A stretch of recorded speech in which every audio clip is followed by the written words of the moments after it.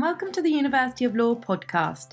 In this episode of our Wellbeing series, we are joined with Beren Maddison, a mental health advisor at the University of Law. We will be discussing the benefits of reducing alcohol consumption and how students at university can have fun and socialise without alcohol. Hi Beren, how are you today? I'm good, thank you. How are you? I'm good, thank you. Please could you tell us a little bit about your role at the University of Law?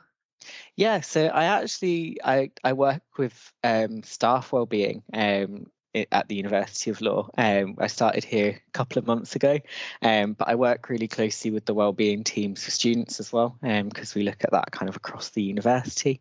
So a lot of what I'm doing is sort of focused around staff, but my previous roles, I've worked in student wellbeing and I've worked at other universities and was a university student myself. So what I'll be speaking about today is a lot around the experience of taking breaks from drinking and sort of being sober at university and some of the benefits and challenges around that. So my first question is, what are some good activities for students to try who are trying to reduce drinking? Yeah, so when I was at uni and I sort of started to look at my relationship with alcohol and started to take breaks from drinking,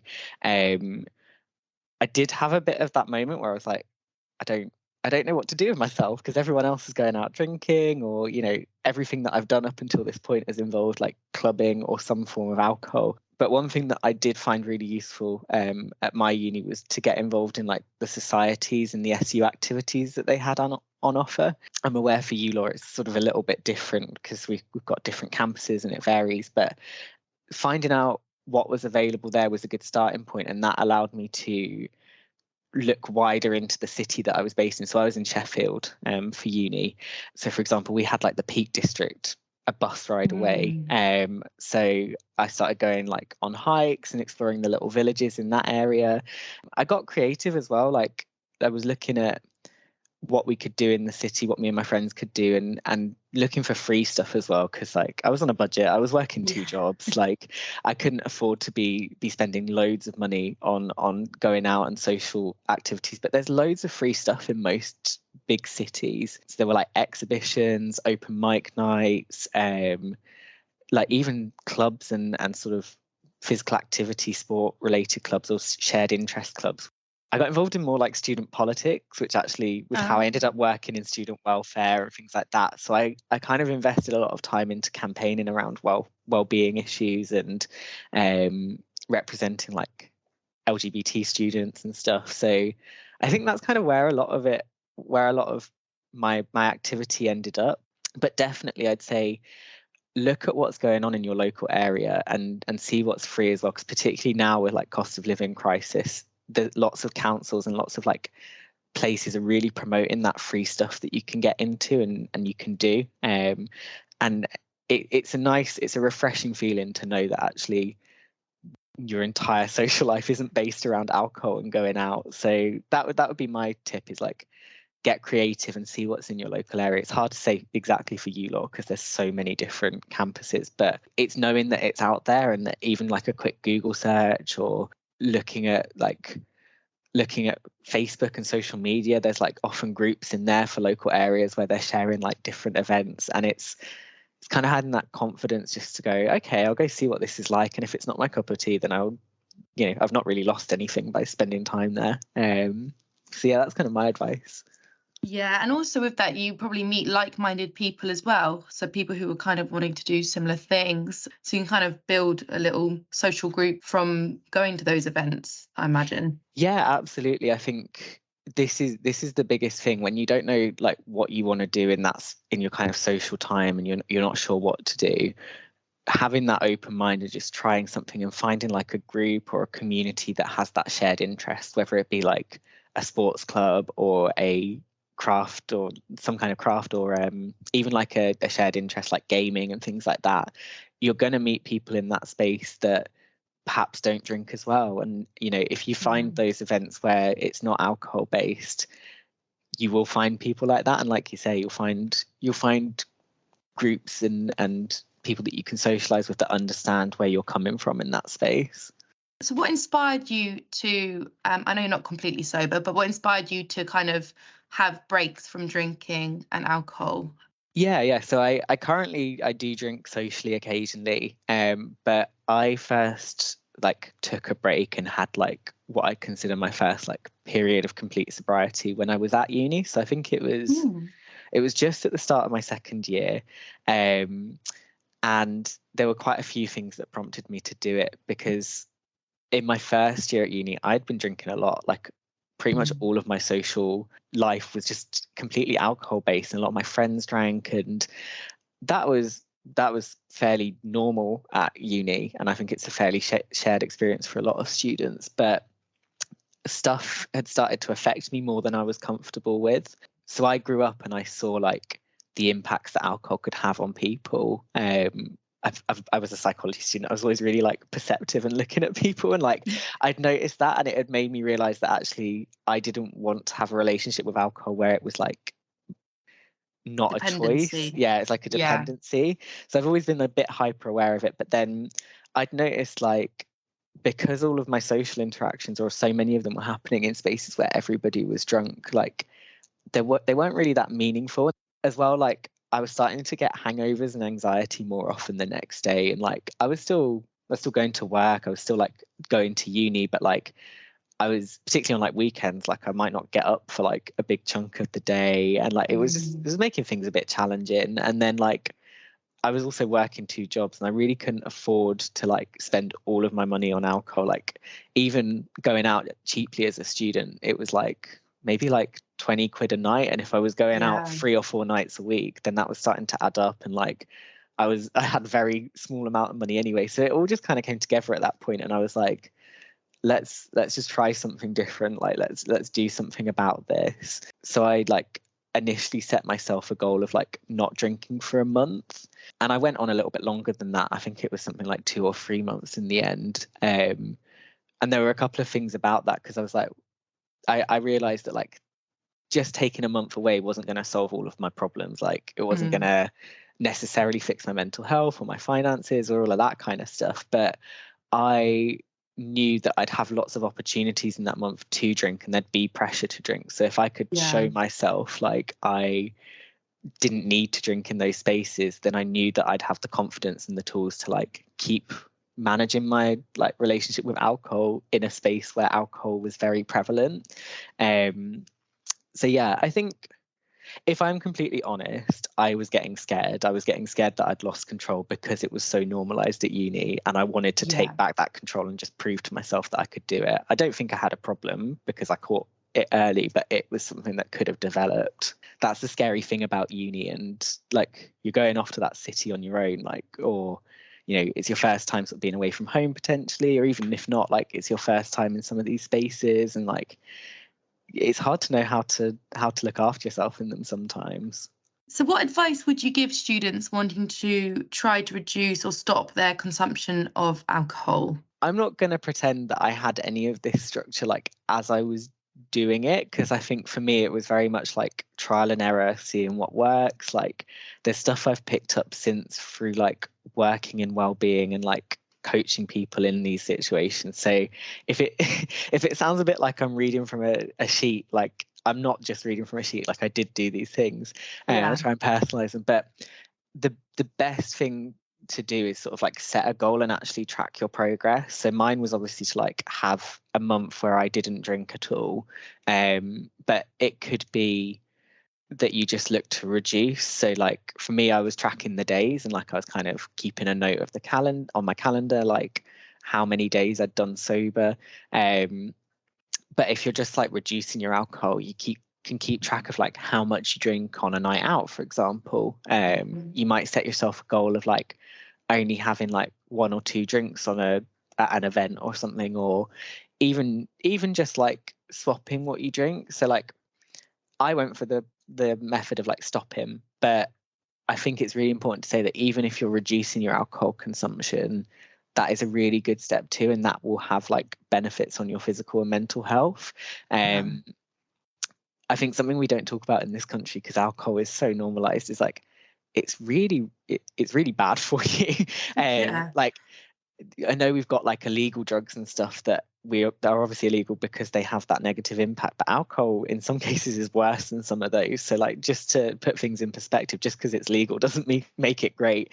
But like, reducing is really effective. So swapping a pint for a half pint, or like a double shot for a single, having the small glass of wine instead of a large one, like taking those steps because you're actually reducing is still really beneficial. But I think the tracking point is really important, because I've definitely been in periods where like mentally I think I'm like, where I've stopped like tracking religiously, I've kind of gone, oh yeah, no, I'm doing fine, like I didn't have that much to drink on that night, and then I think about it and I'm like, oh actually I forgot about the round that someone bought me, or things got a little bit blurry, like don't remember things religiously. So it is good to keep a note, and then you can actually see your honest progress, and if there is a bit of a dip you can be like, oh, I just need to sort of get myself back on target, on track again.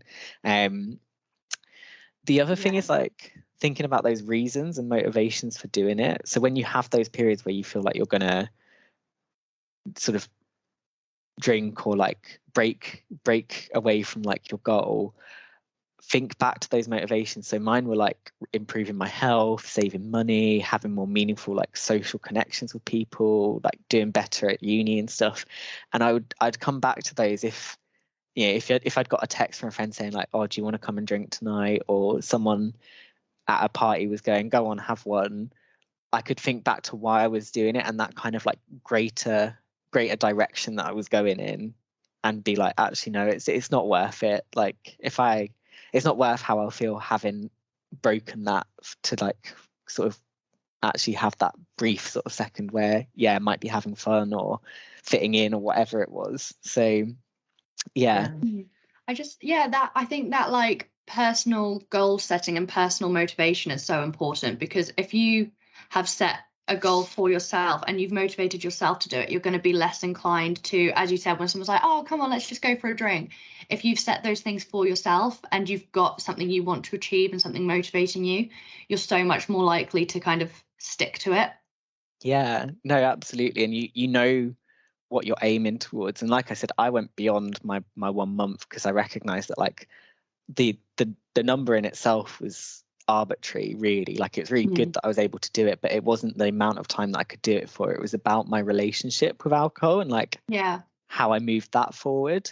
So like it was only once I got to that point where I was like, yeah, you know what, I can reflect on my alcohol consumption. I can trust myself. Like I know that I've got that kind of choice and control and freedom around it. So actually I can have a drink again now, and it's not the end of the world. So that was a big part of it. Would you say that like doing something like, dry January, I think is one of the most, popular New Year's resolutions out there? It's up there with join the gym, read more, But so would you say for someone who is looking to maybe reduce their alcohol, instead of going cold turkey, I'm not going to do it anymore, trying something like dry January can be beneficial to just having that first month of being, as you said, realizing that I have control over this. I can say no. I can do other things. I can go out with my friends to the pub and still enjoying myself without, reaching for alcohol in a way that I don't want to anymore.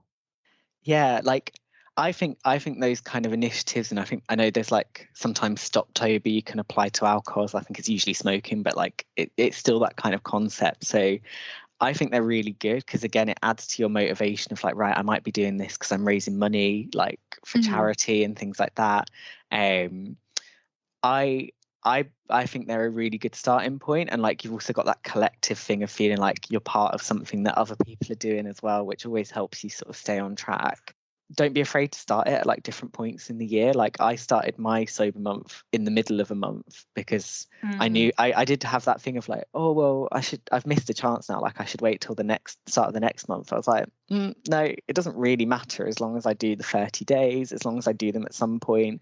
You can still raise your own money at a different point in the year. Like if it helps you to do dry January and to have that sort of kick at the start of the year and get into it, then go for it. But don't feel like you have to wait till next January or next October to do it.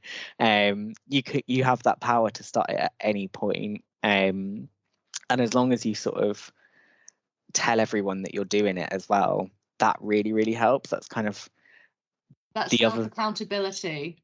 Yeah, no, absolutely. Like it's that accountability, and it's also that you can get support from them. So like if you are experiencing one of them challenges, you can talk to them and be like, oh, I'm having a rough time, can we go for a coffee, or can we go, I don't know, for a run, or Yeah.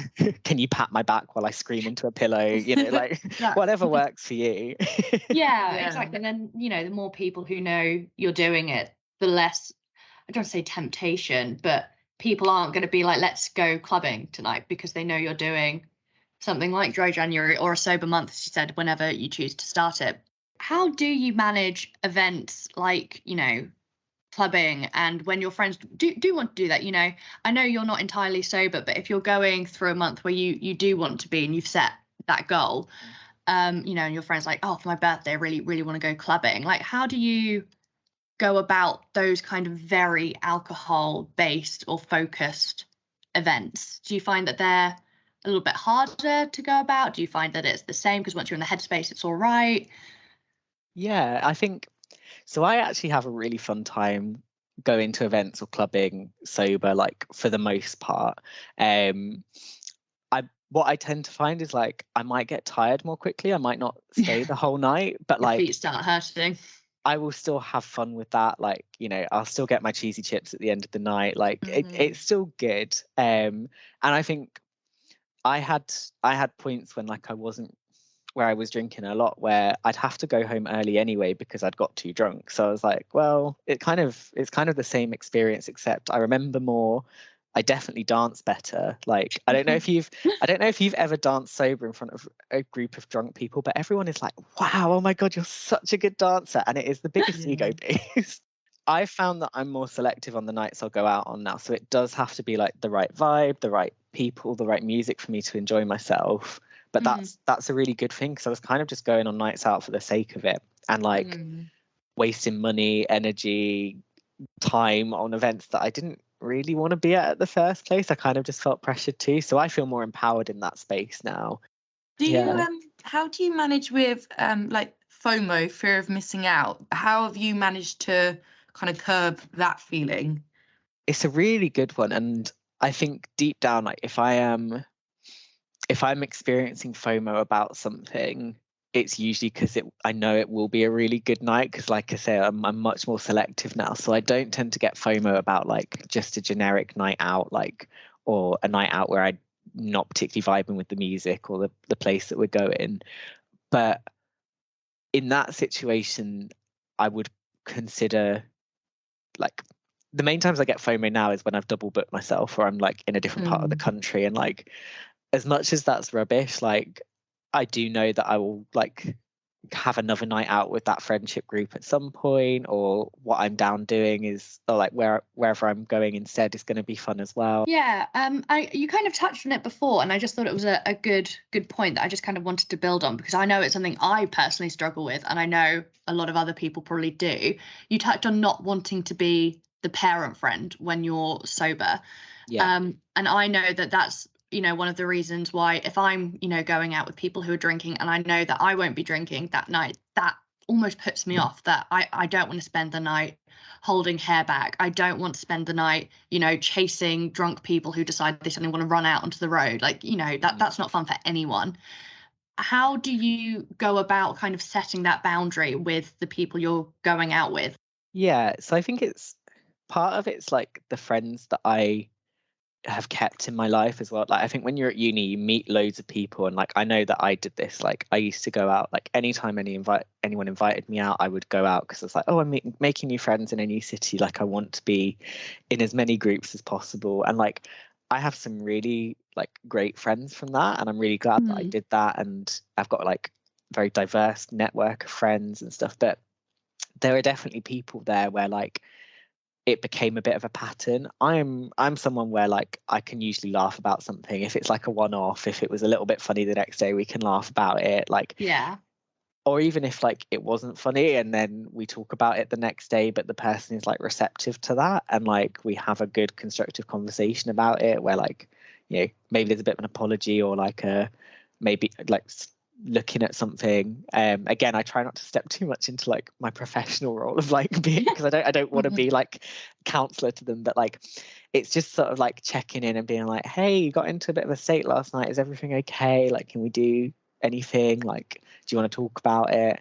And again, it's how that's responded to that like indicates to me whether I want to go out with that person again. Like, but I think in the event, like sometimes you are just kind of, you just have to get on with it, because like you can't leave someone in that state and you have to look after them.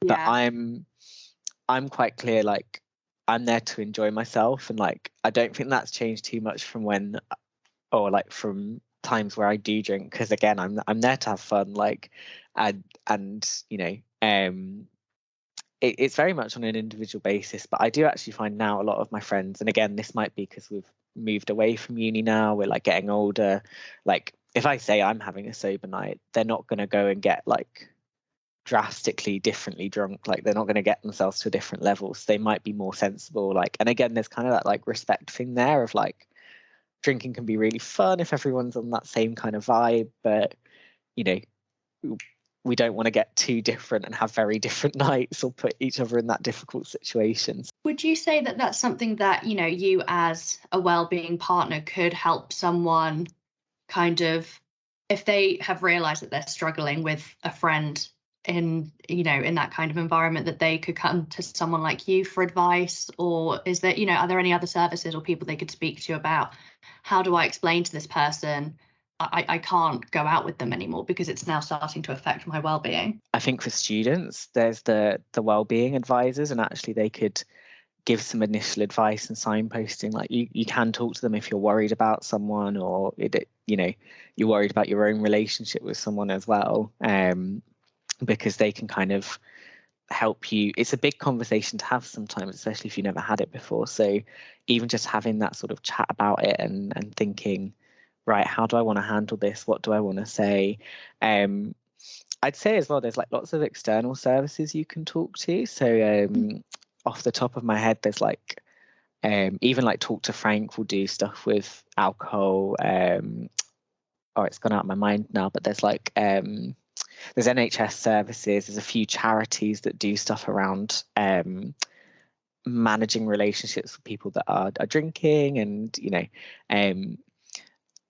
I think some of them have a stigma around them because some of them talk about alcoholism and talk about that kind of addiction and dependency, but actually there will be like helplines and advice lines from them where you can get advice even if someone isn't an alcoholic, or they don't use that term, or there isn't that kind of more serious issue there. Like it's about it, they still can offer advice that would be applicable to a situation where like you're struggling with a relationship or struggling with yourself because of that alcohol sort of factor.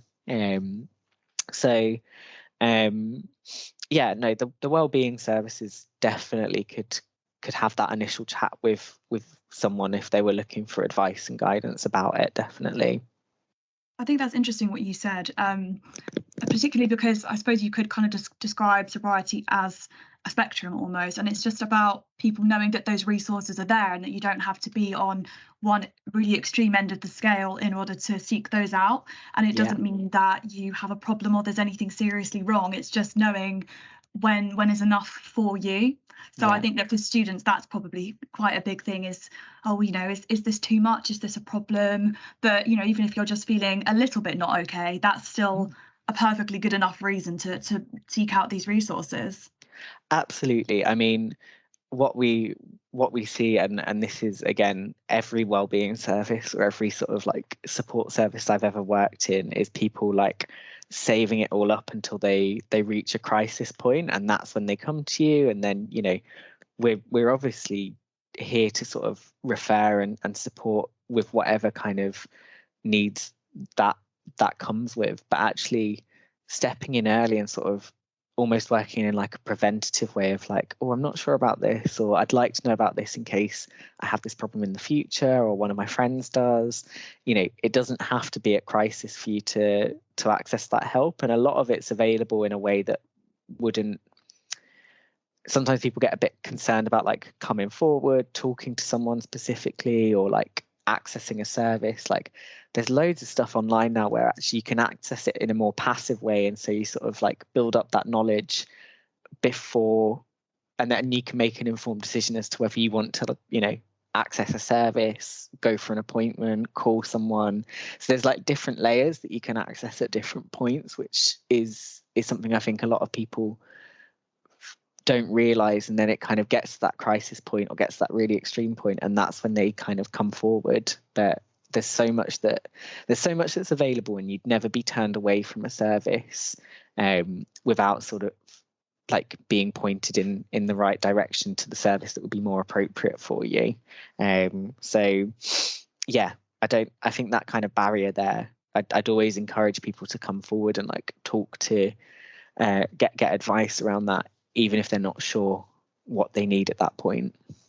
Definitely, because then, as you said, it's so beneficial for people to be able to embed certain practices proactively. So, like you said, in a preventative way, and just to help them generally in their life, because a lot of these kind of practices will just help their mental well-being overall. I think it's really, really helpful for people to know that there's so many resources for them to access, which kind of brings me to our last question, which is, would you say that sobriety and drinking less is becoming a bit more normalised, both at university and, you know, in general? And would you say that that's kind of the result of mental health campaigns, or just in general people being more aware about drinking and mental health awareness and the impact of drinking on that?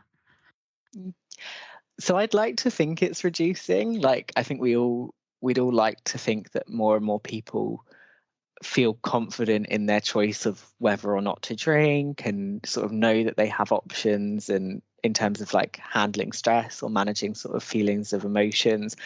I'm not sure if like there's any significant change happening, but what I would hope is that like people are more aware of like ways that they can access support, what to look out for in terms of like warning signs around their relationship with alcohol, their mental health or their physical health. I think that there's been loads of work done to like promote and do campaigns, like you said, around mental health. And I did actually do, like, after my experience of like going sober, where I'd had like people not understanding it, and like had a bit of that, like one of the things I did through the SU was like doing a campaign around like spotting the warning signs, and like reaching out to sober spaces, because like at my uni at least, like loads of students set up these like sober spaces and stuff, but again, like engagement wasn't always great with them, but at the same time people would always sort of say that they wanted them. So I think that there's more and more awareness going into it. I think university experience changed over COVID as well. Like, you know, people were not going out as much. Like there's probably a whole generation of uni students that didn't have their clubbing experience and their first clubbing experience until they were in their final year or post uni potentially. So that's also a really interesting change. So yeah, I'd really hope that it is moving in that direction. I think we've still got a long way to go, like nationally, in our attitude towards alcohol, and like supporting people that might be experiencing stresses that they might be using alcohol for. But I don't want it to sound not positive though, because I do think there's loads of work going into it, and like even just talking about it here, I would hope that this helps someone to know that they do not have to drink at university if they don't want to. No, exactly. And as we've already discussed, it is so ingrained into our culture and into university culture. It's not something that's going to happen overnight. And I think that that's quite healthy to be able to accept that, and for people to know that. But definitely, you know, speaking about it and people being aware of the resources and just normalising it in general is definitely a positive step in the right direction. Definitely. Thank you so much for joining us. And I'm sure we'll have you again on our Wellbeing series. Thank you for having me. It's been great. For further information about the support services available at the University of Law, please visit our student support page on the University of Law website.